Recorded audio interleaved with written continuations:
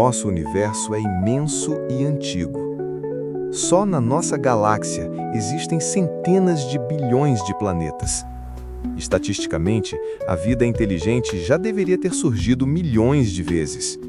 E, no entanto, quando olhamos para o céu, não vemos nada. Não há naves, não há megaestruturas, não há sinais. A galáxia está silenciosa. A teoria do grande filtro oferece uma explicação arrepiante para este silêncio.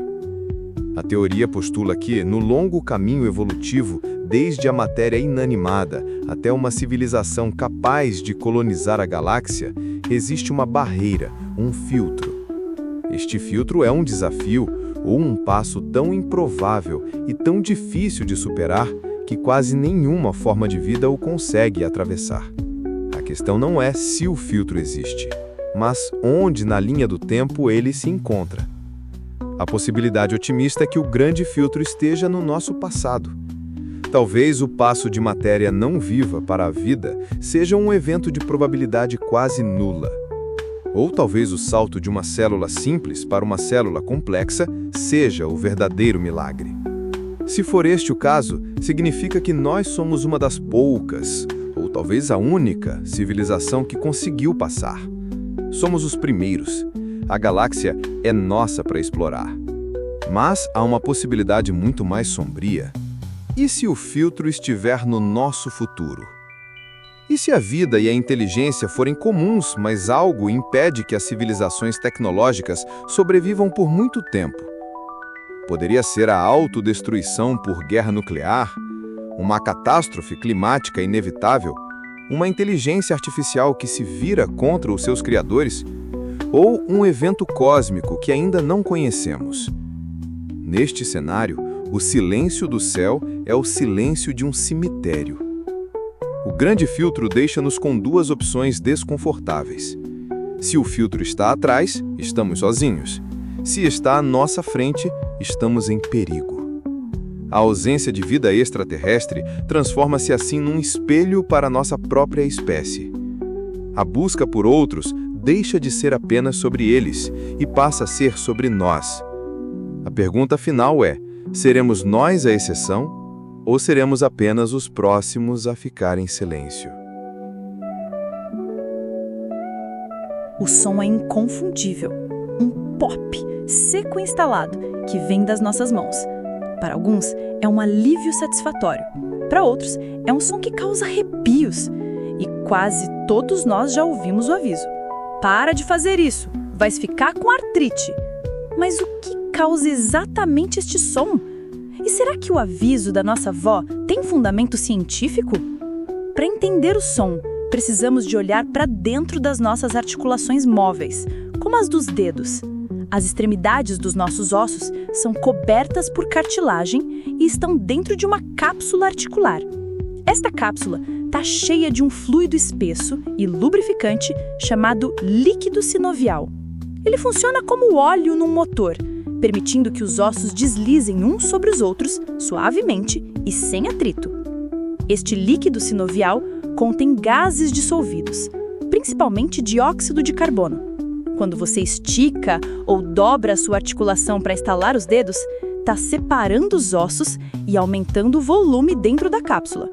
Este aumento de volume cria uma queda de pressão súbita, o que faz com que os gases dissolvidos formem rapidamente uma bolha. O pop que você ouve não é o som de ossos a raspar, mas sim o som da formação súbita desta cavidade de gás. Mas e o mito da artrite? A ciência tem uma resposta bastante clara. Num dos estudos mais dedicados de sempre, o Dr. Donald Unger estalou os dedos da sua mão esquerda todos os dias por 60 anos, mas nunca os da sua mão direita, usando-a como controle. O resultado?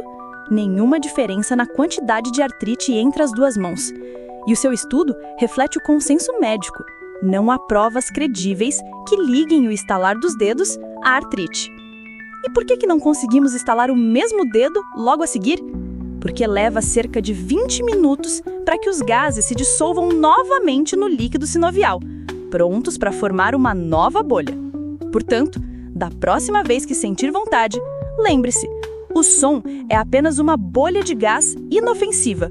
Pode irritar as pessoas à sua volta, mas a ciência diz que as suas articulações estão seguras. Na véspera de Natal de 1971, o voo 508 da Lança voava sobre a floresta amazônica peruana. A bordo estava Juliane Coepse, uma adolescente de 17 anos. O avião entrou numa tempestade violenta e foi atingido por um raio. A aeronave desintegrou-se no ar. Juliane, ainda presa à sua fila de assentos, foi atirada para fora do avião e caiu em queda livre por mais de 3.000 metros, o equivalente a 10 torres Eiffel, em direção ao dossel da selva. Ela acordou no dia seguinte, sozinha, no chão da floresta. Milagrosamente, a densa folhagem e a sua fila de assentos tinham amortecido o impacto, mas ela estava gravemente ferida. Uma clavícula partida, um olho inchado e fechado e cortes profundos por todo o corpo. Era a única sobrevivente de 92 pessoas. À sua volta, o sol ensurdecedor e a umidade opressiva da selva amazônica. Mas Juliane não era uma adolescente comum. Filha de zoólogos mundialmente famosos, ela tinha crescido numa estação de pesquisa na Amazônia. O seu pai tinha lhe ensinado lições de sobrevivência cruciais. A mais importante de todas ecoava na sua mente: se estiver perdida na selva, encontre água e siga o seu curso. Um riacho pequeno levará a um rio maior, e um rio maior levará à civilização. E foi o que ela fez. Encontrou um pequeno riacho e começou a sua jornada. Durante 11 dias, ela caminhou e nadou, com os seus óculos partidos e apenas um sapato. Lutou contra picadas de insetos agonizantes que infectaram as suas feridas com larvas. Num ato de coragem incrível, ela lembrou-se de ter visto seu pai usar gasolina para tratar um cão e usou o mesmo método para remover dezenas de larvas do seu braço. Finalmente, exausta e fraca, ela encontrou uma pequena cabana e uma canoa pertencentes a madeireiros locais. Eles encontraram-na, cuidaram das suas feridas e levaram-na para a segurança. A história de Juliane é um milagre duplo. Não só a sobrevivência à queda, mas também a jornada épica que se seguiu. Durante séculos, olhávamos para os mapas e vimos um mundo fixo. Os continentes e os oceanos pareciam características permanentes e imutáveis do nosso planeta. Mas no início do século XX, um meteorologista e explorador alemão chamado Alfred Wegener olhou para o mesmo mapa e viu algo diferente.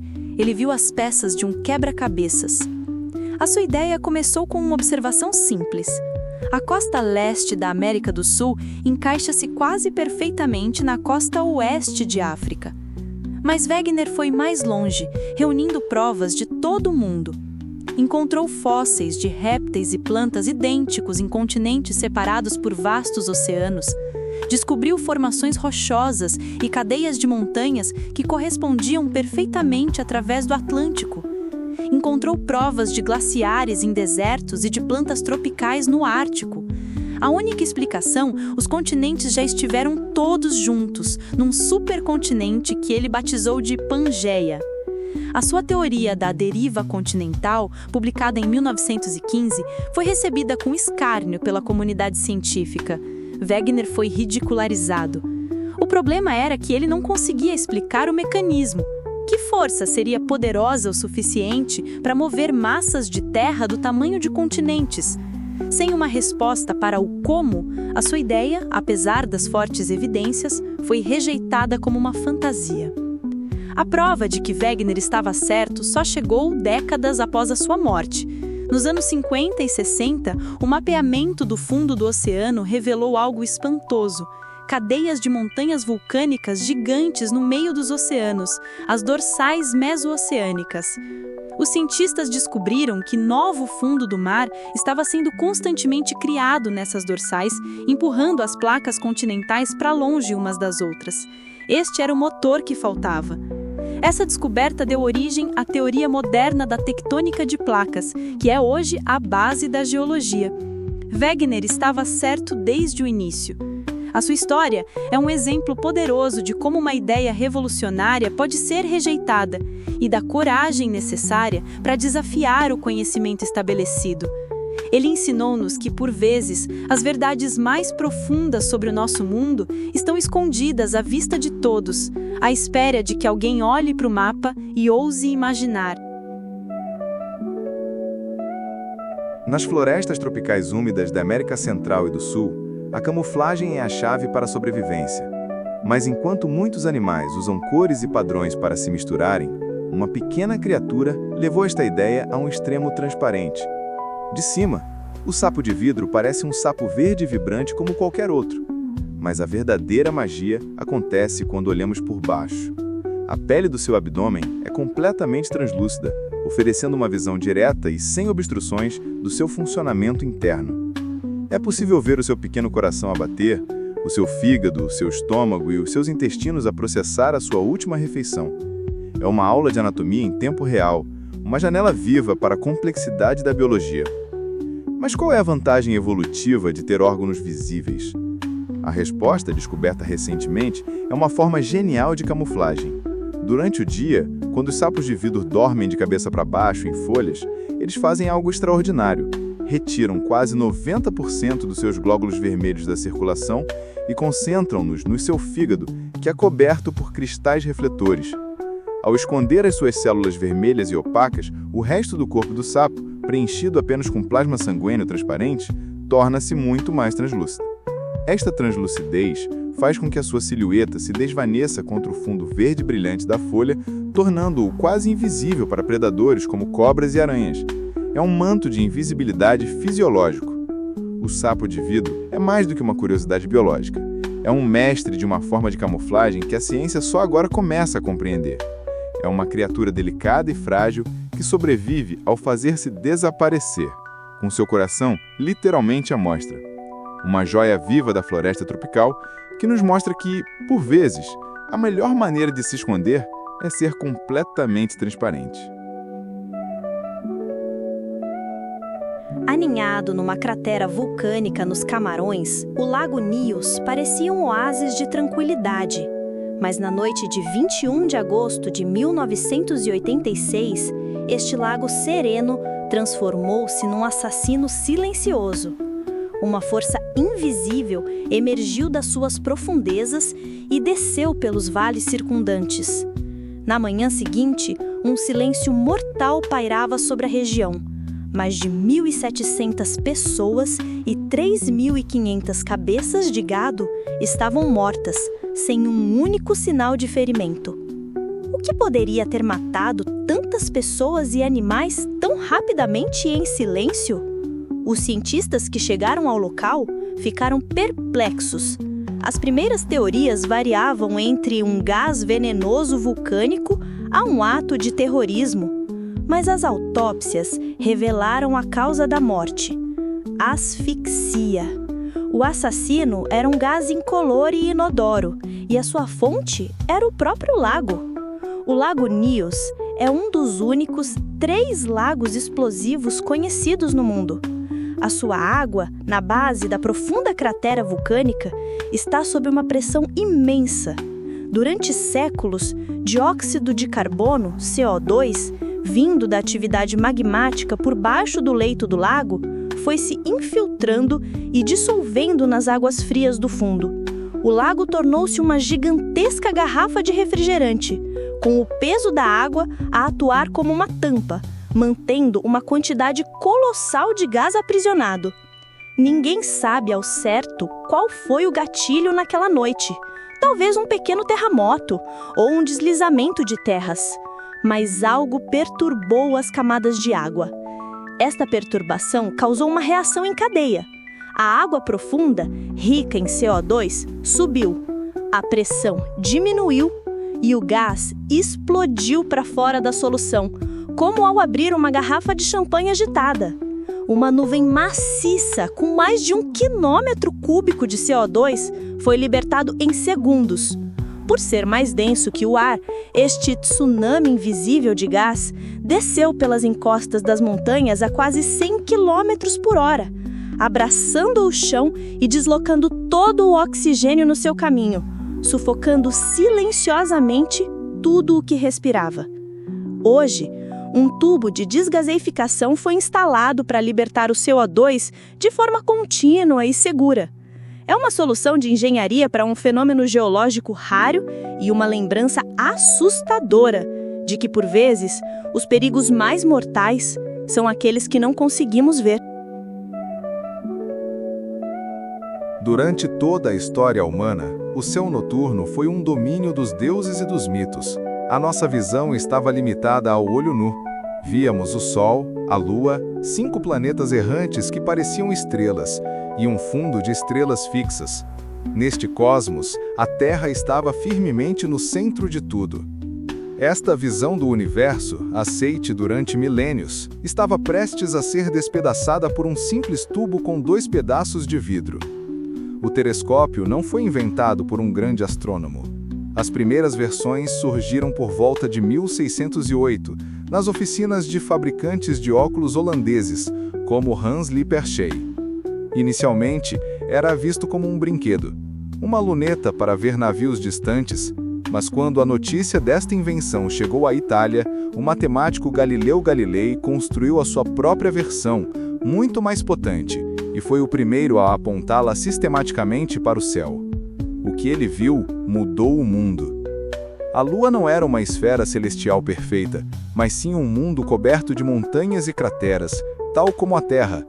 A Via Láctea não era uma nuvem leitosa, mas sim um conjunto de incontáveis estrelas individuais. E, a descoberta mais bombástica de todas, ele viu 4 pequenos pontos de luz a orbitar o planeta Júpiter. Eram luas. Isto provava que nem tudo no universo girava à volta da Terra. Estas observações foram a primeira prova física e direta que apoiavam a teoria heliocêntrica de Copérnico, de que a Terra e os planetas orbitavam o Sol. Isto colocou Galileu em conflito direto com as autoridades científicas e religiosas da sua época, levando ao seu famoso julgamento pela Inquisição. O telescópio deixou de ser um instrumento de observação e tornou-se uma arma numa revolução intelectual. O legado do telescópio é imenso. Ele não apenas aumentou o que podíamos ver, ele aumentou o nosso entendimento. Ele retirou a humanidade do centro do universo e deu-nos a nossa verdadeira perspectiva cósmica. Do simples tubo de Galileu aos gigantescos telescópios espaciais Hubble e James Webb, esta invenção continua a ser a nossa janela para o cosmos, a ferramenta que nos permite explorar as profundezas do espaço e do tempo. Nos anos 30, o cinema falado e a cores estava a florescer, mas a animação ainda era vista como um parente pobre. Eram as curtas-metragens engraçadas, com personagens como o Gato Félix ou o Rato Mickey, que passavam antes do filme principal.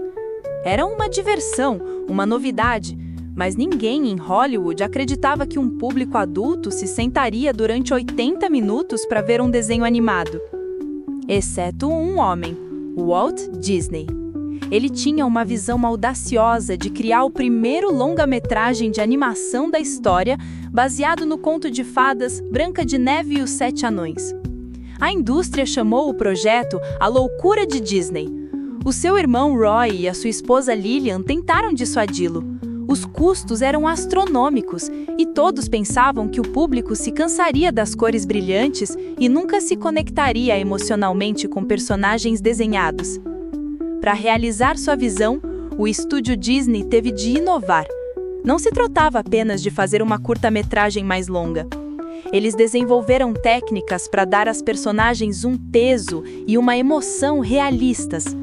A sua maior invenção foi a câmara multiplano, um aparelho gigante que permitia filmar através de várias camadas de cenários pintados em vidro, criando uma ilusão de profundidade e paralaxe que a animação nunca tinha tido.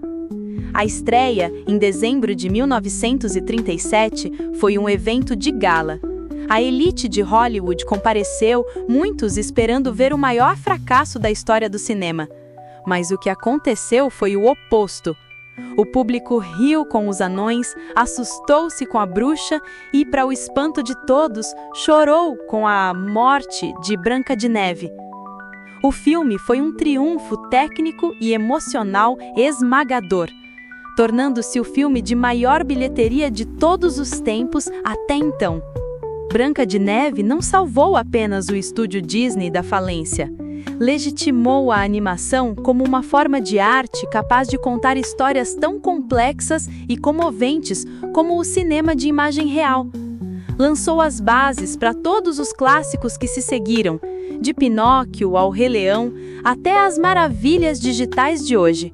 Foi a aposta de um homem que provou ao mundo que um simples desenho podia, de fato, ter uma alma.